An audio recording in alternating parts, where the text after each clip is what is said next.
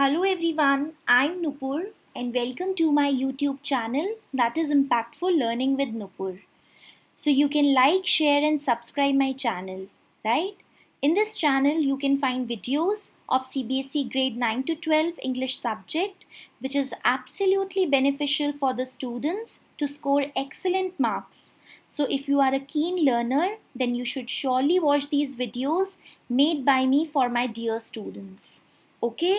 सो बच्चों आज हम पढ़ेंगे चैप्टर 4 द एनिमी जो कि विस्तास बुक से है. इसका मैं पार्ट 3 कवर करूंगी. पार्ट 1 एंड पार्ट 2 मैंने ऑलरेडी यूट्यूब में अपलोड कर दिया है. ओके, पार्ट 3 हम स्टार्ट करेंगे पेज नंबर 30 से. ओके, ये हम स्टार्ट करेंगे यू मीन डाई से एंड फिनिश होगा लिविंग और डेड पर. ओके, इसमें हम 8 to 10 लाइन साथ में लेंगे. पहले की तरह मैं एक बार इंग्लिश में आपको समझाऊंगी और एक बार हिंदी में.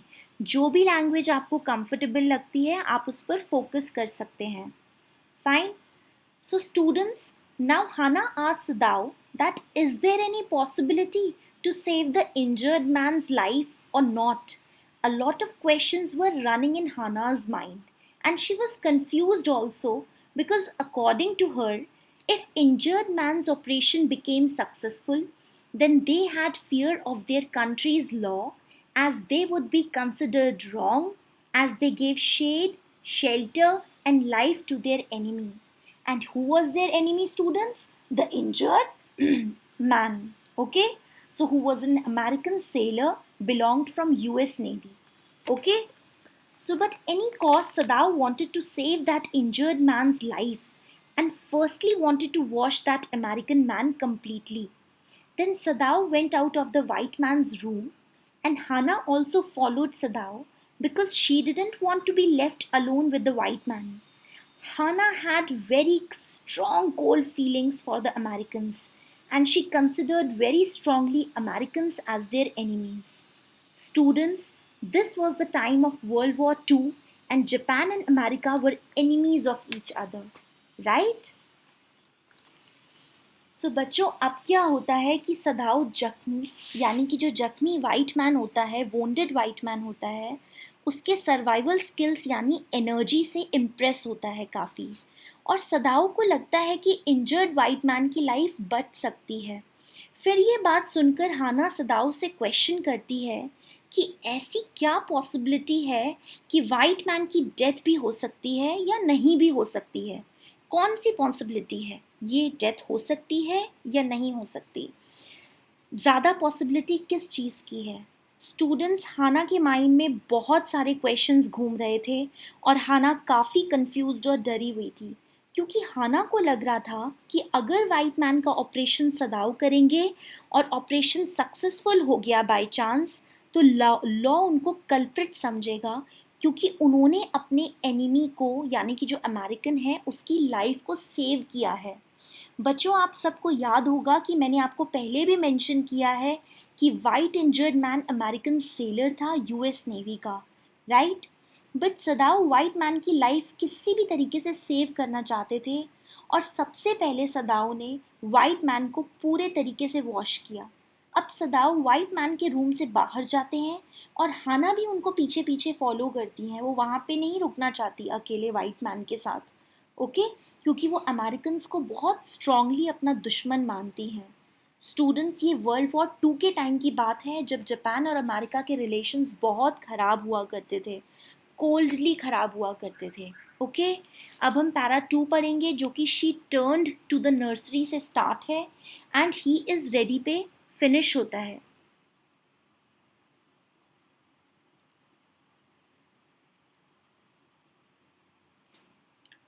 So Hannah went to the room of nursery where children were playing and called Yumi, who was the helper.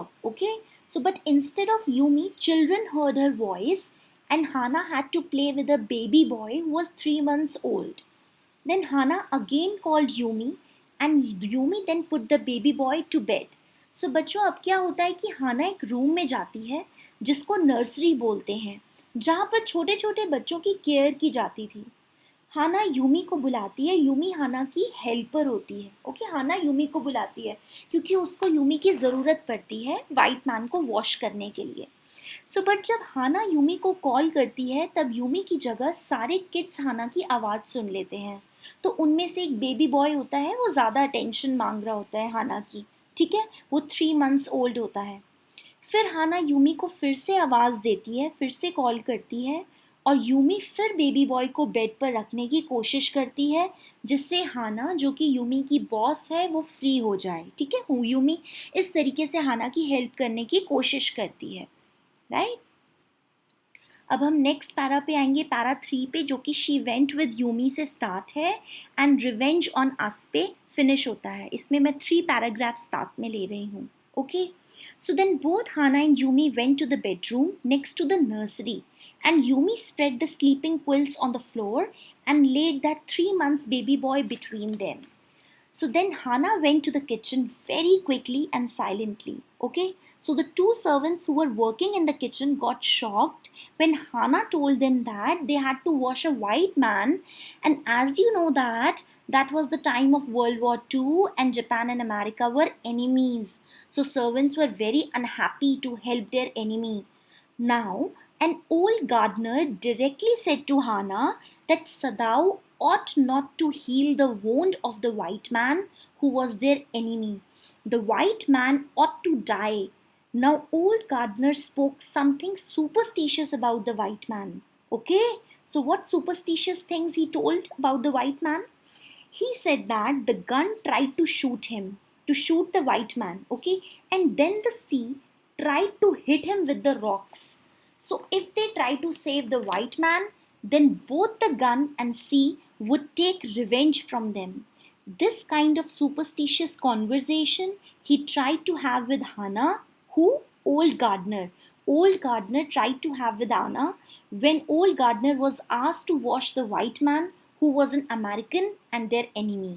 So बच्चों, अब क्या होता है कि हाना और यूमी दोनों बेडरूम की तरफ जाते हैं जो कि नर्सरी के पास था। ठीक है, और यूमी जो कि हेल्पर है वो फ्लोर पर क्विल्ट लगा देती है और बेबी बॉय को क्विल्ट के ऊपर रख देती है। ठीक है, जिससे बेबी बॉय आराम से सो जाए। फिर हाना बहुत ही धीरे से किचन की तरफ गई जिससे कि बेबी बॉय की नींद न खराब हो जाए। किचन में 2 सर्वेंट्स थे और जब हाना ने उनको बताया कि उनको एक वाइट मैन को वॉश करना है तो वो बिल्कुल तैयार नहीं थे वाइट मैन को वॉश करने के लिए। बच्चों, आपको याद होगा कि ये स्टोरी वर्ल्ड वॉर 2 के टाइम की है जिस टाइम पे जापान एंड अमेरिका एनिमीज थे। फिर एक ओल्ड गार्डनर ने हाना को डायरेक्टली बोला कि सदाओ को वाइट मैन के जख्म को बिल्कुल भी हील नहीं करना चाहिए। ठीक है, बिल्कुल ठीक नहीं करना चाहिए क्योंकि वो उनका एनिमी है। ओके, वो बहुत सुपरस्टिशियस टाइप का ओल्ड गार्डनर था। तो उसने बोला हाना को कि सदाओ को बिल्कुल हेल्प नहीं करनी चाहिए, उसको मरने देना चाहिए। अब ओल्ड गार्डनर कुछ सुपरस्टिशियस बातें भी बोलता है कि वाइट मैन को गन से शॉट किया गया था और फिर सी ने भी ट्राई, मतलब जो ओशन है, सी है, उसने भी पत्थरों ट्राई किया था कि पत्थर के थ्रू वाइट मैन की डेथ हो जाए। ओके, सो अगर वो लोग उसको बचाएंगे, वाइट मैन को बचाएंगे, तो सी और गन उनसे रिवेंज लेंगे। सो इस टाइप की जो छोटी मोटी सुपरस्टिशियस बातें, पुराने ज़माने की सुपरस्टिशियस बातें होती हैं, वो ओल्ड गार्डनर हाना से करते हैं। ठीक है, लेकिन हाना को ये सब बातें बिल्कुल समझ नहीं आती हैं। ओके, और वो किसी भी हालत में उनको वाइट मैन को हेल्प करना चाहती हैं, वो उनकी बातों पे बहुत ज़्यादा बिलीव नहीं करती। ओके, अब हम पैरा 4 पे आएंगे जो कि आई विल टेल हिम से स्टार्ट है एंड ये नेक्स्ट पेज पे फिनिश होगा, पेज नंबर 31 पे। पेज नंबर 31 में लेफ्ट हैंड साइड में टॉप में फिनिश होगा, the white man was. So Hannah then stopped the old gardener to speak such words for white man because she was not as superstitious as the old man was. Hannah was also confused to help their enemy, but she thought like a doctor and asked Yumi to bring the hot water to the room where the white man was lying. So Hannah ने old gardener को मना किया कि वो white man के बारे में ऐसी बुरी भली बातें ना बोले क्योंकि हाना old gardener की तरह superstitious नहीं थी।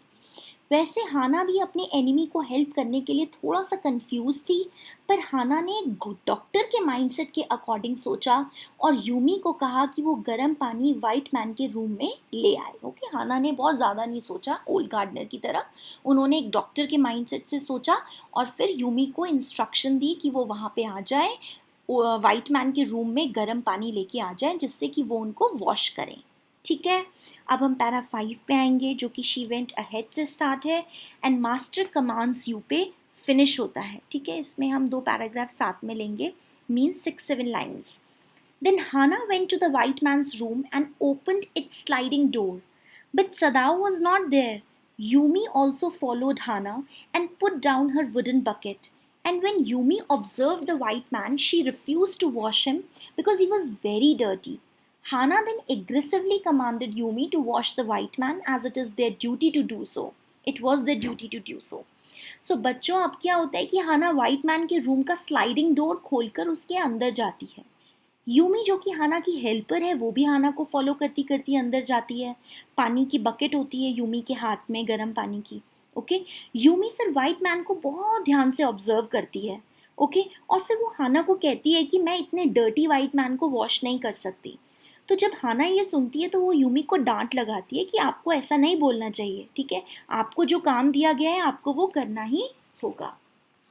राइट स्टूडेंट्स, यूमी हाना जो है वो यूमी को उनकी ड्यूटी याद दिलाती है। अब हम पैरा 6 पे आएंगे जो कि देयर वाज सो फियर्स से स्टार्ट है एंड ये फिनिश होता है return to your own work पे। Okay, so students, Yumi was not at all ready to wash the white man as she also considered him as her enemy. Now Hana thought that if Yumi and other servants would try to tell everything to the police, then the things could go in a wrong way. Now Hana told Yumi that they were trying to bring the white man to his senses and then they could give him over as a prisoner. Yumi then said that she was poor and had nothing to do with the white man, and then she was asked by Hana to get back to her work again. सो बच्चों, Yumi white man को wash करने के लिए बिल्कुल भी ready नहीं थी और वो उनको अपना एनिमी समझ रही थी वाइट मैन को। फिर हाना ने सोचा कि अगर यूमी और बाकी सर्वेंट्स पुलिस को कंप्लेन कर देंगे कि उनके घर में एक एनिमी को शेल्टर दी जा रही है तो बहुत बुरा हो जाएगा, बात बहुत बिगड़ सकती है। फिर हाना ने यूमी को समझाया कि वो वाइट मैन को होश में लाना चाहते हैं और जैसे ही वाइट मैन होश में या अपने सेंसेस में आ जाएंगे तो वो उसको प्रिजन में दे देंगे। ठीक है, उसको प्रिजनर बना देंगे। यूमी ये बात सुनकर कहती है कि वो बहुत पुअर है, उसको वाइट मैन से कोई लेना देना नहीं है, वो वहाँ काम करने आती है, अर्न करने आती है और अपना घर उसको अपनी ब्रेड एंड बटर के लिए अर्न करना है। राइट, नाउ हम पैरा 7 पे आएंगे जो कि एट वंस यूमी से स्टार्ट है एंड हेल्पलेस मैन पे फिनिश होता है। Now Yumi left the man, ये हम यहाँ से स्टार्ट होता है, एट वंस यूमी से स्टार्ट होगा, हेल्पलेस मैन पे फिनिश होगा। Now Yumi left the white man's room and Hana was alone there and she was quite unhappy to see Yumi stubborn approach towards white man as Hana considered the white man as helpless one.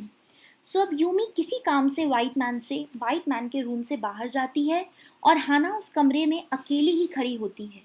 Hana Yumi की सोच को सुनकर काफ़ी गुस्सा होती है क्योंकि हाना तो वाइट मैन को हेल्पलेस मानती है, जिसकी मदद हाना क्या मानती है, वाइट मैन को हेल्पलेस मानती है और उसकी मदद करना हाना को सख्त ज़रूरी लगता है। राइट स्टूडेंट्स, अब हम पैरा 8 पे आएंगे जो कि इन द कन्विक्शन से स्टार्ट है and he was a child पे फिनिश होता है। So now Hana untied the rugs that kept the white man covered. Okay,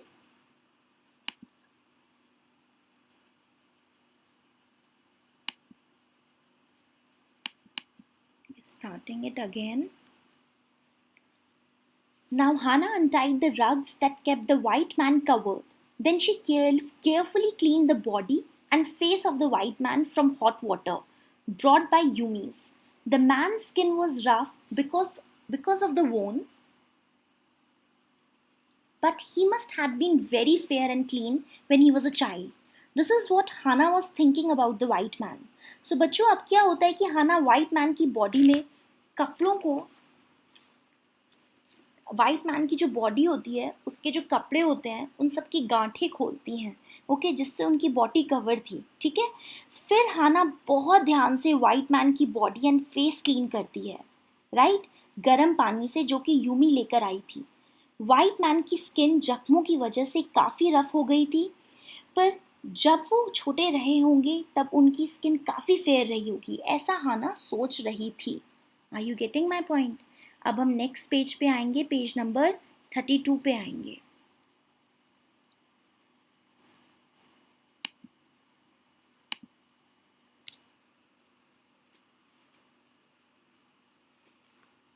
so page number 32 para 9, जो कि स्टार्ट होता है वाइल शी वॉज थिंकिंग से, एंड ये फिनिश होता है she put the quilt over him, okay. So when Hannah was thinking about several thoughts related to White Man, she didn't feel anything better for him, as she also considered him as their enemy. But she was performing the duty of a doctor, and meanwhile she cleaned the upper body of the White Man. Then Hannah started searching her husband Sadao, who was not present in the room when she was washing the White Man. Then Hannah put the quilt over the White Man after cleaning him properly. So बच्चों, जब बहुत सारे thoughts white man से related आ रहे थे, तब हाना को उसके बारे में कुछ भी बेटर फील नहीं हो रहा था, क्योंकि हाना भी सबकॉन्शियस माइंड में उनको एनिमी ही समझती थी वाइट मैन को। पर वो अपनी डॉक्टर की ड्यूटी को पूरी तरह से निभा रही थी और उसी टाइम वाइट मैन की अपर बॉडी क्लीन कर रही थी। फिर हाना थोड़ा सा डिसअपॉइंट हो रही थी क्योंकि सदाओ रूम में नहीं थे जब वो वाइट मैन को वॉश कर रही थी, राइट। फिर हाना ने वाइट मैन को क्विल्ट से ढक दिया था, ओके। अब हम पैरा 10 पे आएंगे, जो कि सदाओ शी कॉल से स्टार्ट है एंड हिज सर्जन्स कोट पे फिनिश होता है। सो Hannah then called Sadao, and Sadao then came in the room and had brought her his surgeon's emergency bag and wore his surgeon's coat also. So बच्चों, अब हाना ने सदाओ को softly बुलाया, okay, बहुत प्यार से बुलाया कि कहाँ पे है। तभी सदाओ रूम में आए और उनके पास एक इमरजेंसी बैग था और सदाओ ने सर्जन कोट भी पहना हुआ था, राइट। सो बच्चों, आपने देखा होगा मैंने पार्ट 3 आपको पूरा एक बार इंग्लिश में सारे पैराग्राफ समझाए हैं, पूरे हिंदी में पैराग्राफ समझाए हैं, okay. I have given every paragraph's explanation in English also and in Hindi also, so you can like, share and subscribe this video among grade 12 students. अब जो next part है इस chapter का, वो मैं part 4 में cover करूँगी, okay. And don't forget to subscribe this channel, that is Impactful Learning with Nupur. Thank you so much.